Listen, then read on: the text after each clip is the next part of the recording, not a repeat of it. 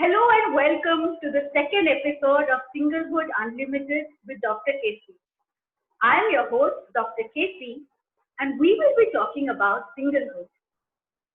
We have plenty of content online about romance, love, and relationships, but nothing about singlehood, especially not a positive, affirming, and celebratory take on singlehood.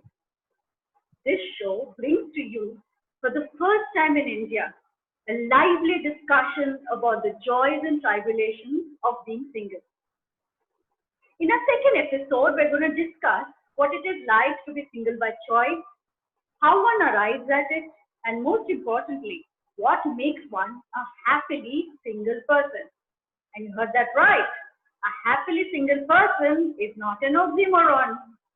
So my second guest for the show is Dr. Saumya, who teaches linguistics at the university.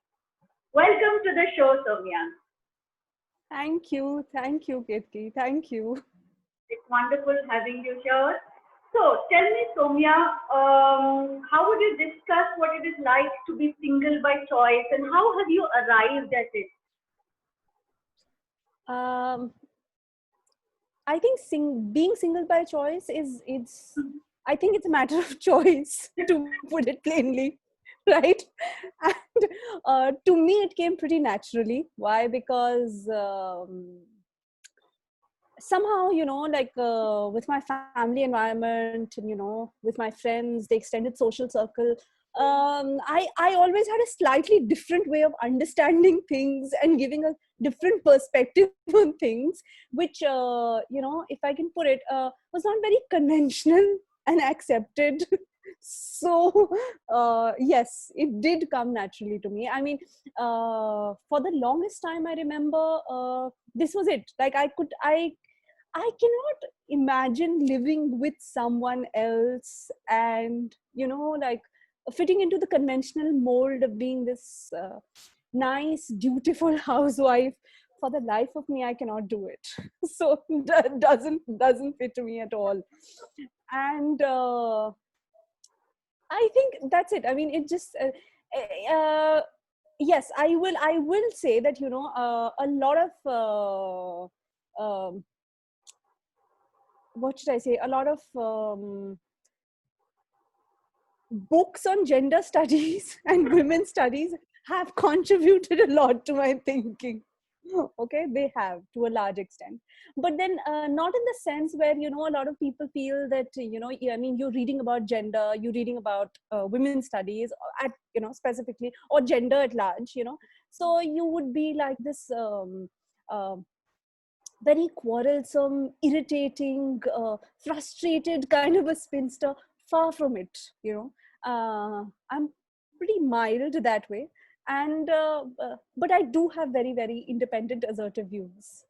And I can tell you two defining moments where, I kind of, it kind of sealed the deal for me, where I knew that this is the direction I'm headed in.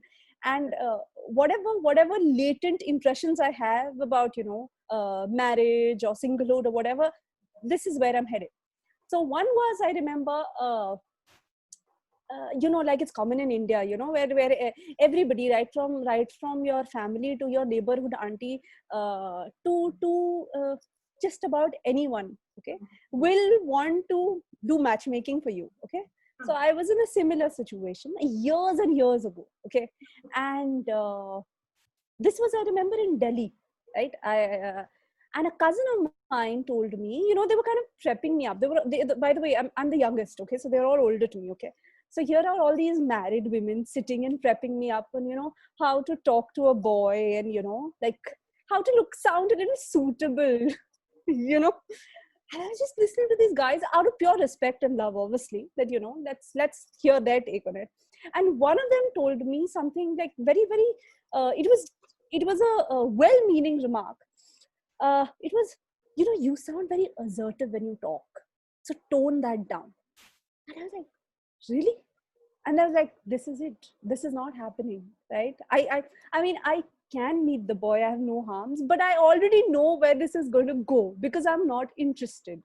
So this is where it went. So that's how I realized that, my views, I mean, to an outsider, Mm. I look like this, this quiet, reserved, timid creature till you actually get to know me. Then I'm not. Then I'm not.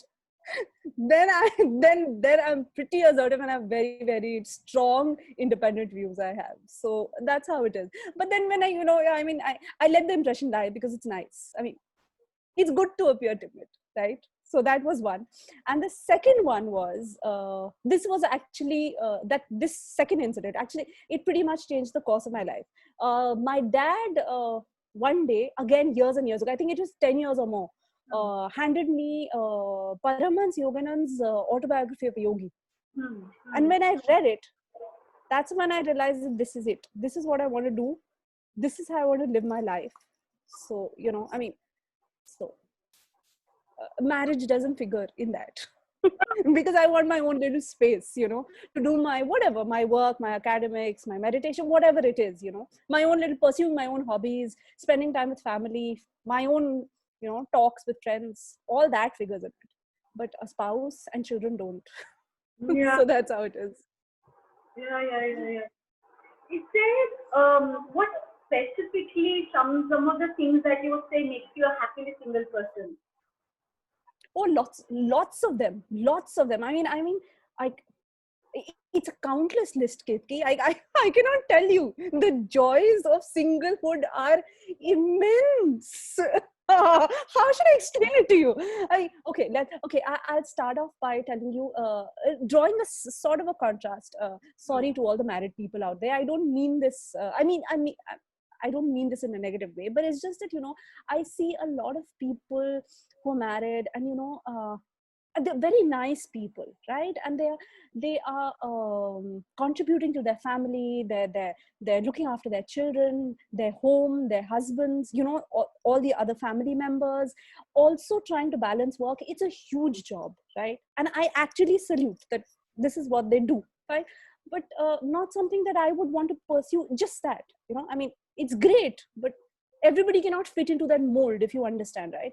And as a society, we should kind of understand that everybody does not want to fit into the mold. So what do I do? What makes me happy when I'm single? uh Solitude makes me very happy. I'm a bit of a philosopher, actually not a bit, quite a philosopher. So I like reading a lot of books. It might be fiction, it might be non-fiction, it might be spiritual literature, anything. It might be history, anything under the sun, and just sitting quietly makes me happy. Taking a walk in the evenings makes me happy. uh, at night I have this small little balcony where I go out, I stand there, look up at the stars. I mean, it's a beautiful sight. It's beautiful. Drawing makes me happy. What else should I say? I do yoga, so that makes me happy. So there are a lot of things that you can do when you're single and contribute to society. Okay, like I mean, there's so many times when I tell my friends, and again my family, right, the extended family, that it's not such a bad thing. You can try it out. But and I often say this to the married ones, just to kind of sound a little. You're playing the devil's advocate there. Yeah, little bit over there, right? But yes, they understand where I'm coming from, and I understand where they're coming from. So both of us understand each other. That's for sure. But it's not like you need to. What I constantly feel is, you should have single, married, whatever you are. You should have time for yourself, time to think about things that you want to think about, time to pursue, hobbies that you want to pursue. And this is not being, a lot of times people say, I'd like to point this out, a lot of times people say that, oh, you're single. So singles are put into these conventional molds where, they'll be single and they'll be clubbing and partying and doing all kinds of things. I am just on the opposite end of the spectrum. I don't. I stick with my friends and my family. I'm a very indoorish kind of a person, though I know there's no word like that. But still, I like doing my own quiet little things, and I like that peace that comes with it. So yes, I can't. These are some of the things that I can tell you. The list is actually endless. Writing a diary, writing a journal makes me very happy. Yeah. So I love my the bad attempts at poetry sorry what? are very, very. My bad attempts at poetry make me very happy. trying to rhyme things, and I'm like, oh God, I just can't do it. Okay, I'm better at fiction. I'm not very good at poetry, right? So everything, anything, your success, your failure, everything makes you happy. Spending time with family is great. Yeah, so Hmm. Wow. Wow, that's lovely. And I like the fact that you brought in the idea that just because you're single doesn't mean you'll be partying and clubbing, and this idea that oh in yes, popular culture that a single woman will be frivolous, a single woman especially yes, will be promiscuous and will yes, yes, be thinking and yes.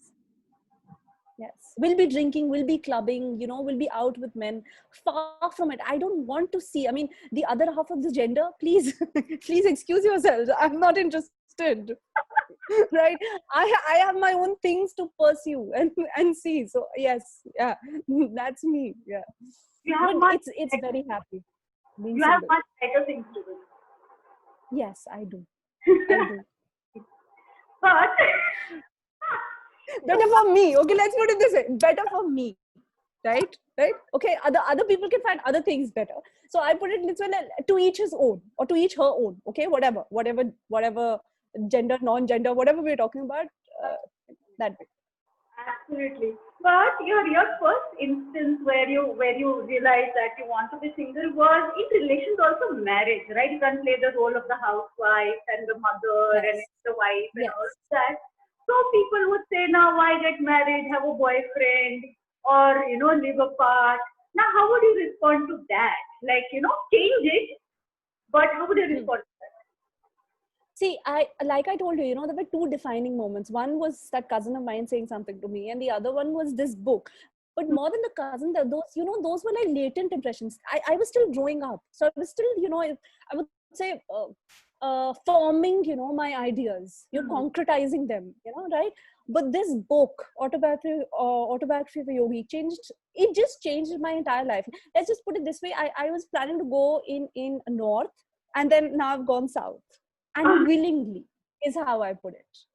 Willing. I would have thought, willingly is the word. Willingly, this is what I tell everybody I meet. I am doing it willingly. Why don't you, they make it sound like, I'm sure you've heard of those terms, there's this old cat lady, and like a frustrated spinster and stuff like that. I mean, come on, people do it. There are people who will choose this kind of a life willingly. Though I am not sure about the numbers. I'm sure there'll be many who will be single by circumstance, right? And there'll be fewer who will be single by choice. I agree. I do not know the numbers, so I cannot tell you the exact thing about it. But yes, I do get a feeling that, there are people out there who will do this willingly. So yes, I would. So as far as the boyfriend bit, the husband bit, all those bits are concerned, my expression is just look. I just look, I when somebody asks me that, I just look. And after 2 minutes, they're like, oh, this was odd. I said, yes, this was odd. Because you don't know who you're talking to, right? You are on the assumption that, somebody who's single will lead a very sad, lonely, depressed kind of, I'll give you that. Oh God, that kind of a life. Far from it. Not at all. Far from it. Not at Far all. from it. Yeah. Far from So it. that's my response.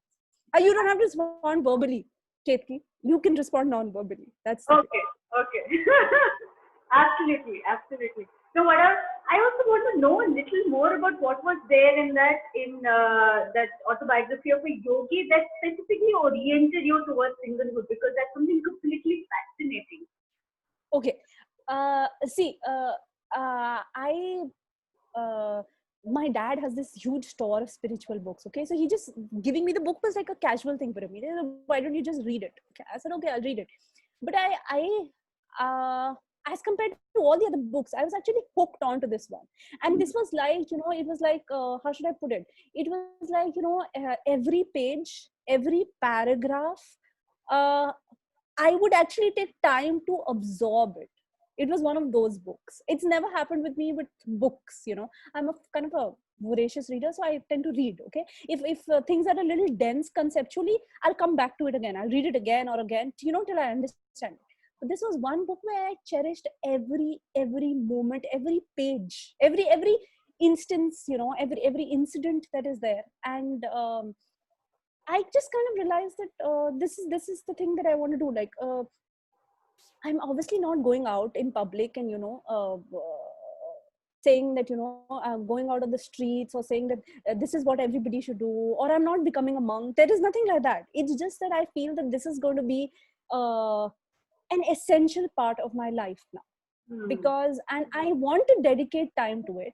So because I want to dedicate time to it, I don't want to dedicate time to, let's say, conventional things like marriage and children and things like that. Yeah. So that's what I decided. It was a bit of a contrast. Yeah. So you feel that that takes you away from what you really want to do. That kind of a Yes, distraction in some sense from yes, your it past. is. Yeah, all these things. Yes, yes. If I can use a word like this, grahastha ashram, bolte hai na? Yes. It kind of, it'll take me away. It'll take me away. I mean, and I'm not, I'm not deriding it. It's great for many people. I mean, people who want to do it, but not everybody would like to do it. Like I put. So I would like to. I've chosen this willingly. I'd like to pursue this willingly. So that's what the book was about. It was just made very God and the whole concept of spirituality so accessible that I was like, oh wow, here is it. This is it. This is what I've got. So yeah. Wow, this is absolutely fascinating. It's a completely new perspective to being single and to being happily Hmm. single. And not choosing it Yes. because you're celibate and you're sad about it, but celebrating Yeah. that. Yes, yes, that's the thing. Lot of people feel, still in society, there's a lot of this very conventional, traditional way of thinking that, you, you're single, like, that kind of a thing. So sad, so sad. This one could not find a match. So sad. This is lonely and so sad. And then, like, I'm standing there on the corner of the road, imagine, and slightly waving my hand. No, no, no, no. Everybody's not so sad. With a little hand up the man. No, everybody's not like that. But that's how it is. That was yours. Yeah. See? Yeah. So there Yes, are people like you and me who are actually celebrate singlehood. We'll be happy about it. absolutely, absolutely. And I'm sure as I go along, I'll have many, many more hands up. Yes, I'm sure. I'm sure. Uh, Because there'll be many more people like this. Yeah. Yeah. wow, this was absolutely wonderful. I love the way you kind of picked out these two, three incidents, the way you gave us this whole plethora of, this, especially the idea of solitude and enjoying solitude Yeah. rather than just, Yeah. being out there and, clubbing and all of that. This different perspective that you've given us, I really, really Yeah. enjoyed. And I really hope Yeah. our I mean, also enjoys yeah. it. I mean, there's no point exteriorizing everything, right? I mean, one can interiorize and be happy. I mean, it's a different take on it. So I say to each person what they choose to do. It should be their choice. Yeah, and what I find interesting is you're interiorizing, and it's not like you're not acting in the exterior world, right? You are teaching Yes, your yes, work, your family. yes. Yeah, I have family. I have my, I have my academic work. Things that I want to publish, things that I have published. And some of which you know about. So yes, so it's like, and things that I want to do in future. So yes, I travel also, where I want to travel with family and things like that. So yes, it's a blend. I'd like to keep it that way rather than being completely out in the world. No, Yeah, I'm not. it's a lovely Yeah. mixture. It's a lovely kind of Yes. combination, amalgamation, so to speak. Yes. I hope Yes. one day we will get to read or listen to your bad poetry. Yes, I hope so one day. But the fiction first. The fiction is slightly better. It's a little more. It's a little more palatable.